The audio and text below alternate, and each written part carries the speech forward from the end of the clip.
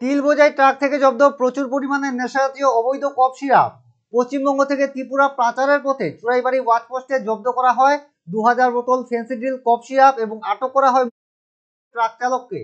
এবার তিল বোঝাই ট্রাকে করে পাচার নেশাজাতীয় কফ সিরাপ। পশ্চিমবঙ্গ থেকে ত্রিপুরা পাচারের পথে তিল বোঝাই একটি ট্রাক থেকে জব্দ করা হয় 2000 বোতল ফেন্সিডিল। জব্দ করা নেশাজাতীয় কফ সিরাপের বাজার মূল্য প্রায় 20 লক্ষ টাকা হবে বলে ধারণা পুলিশের।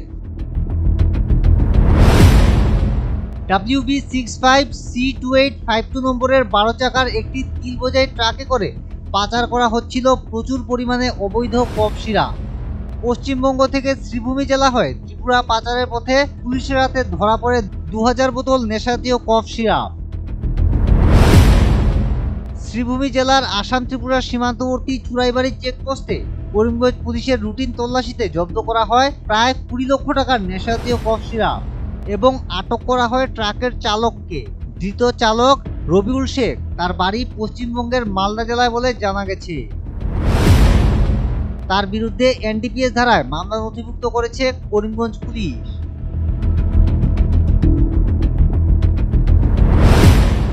Bureau report, North East update.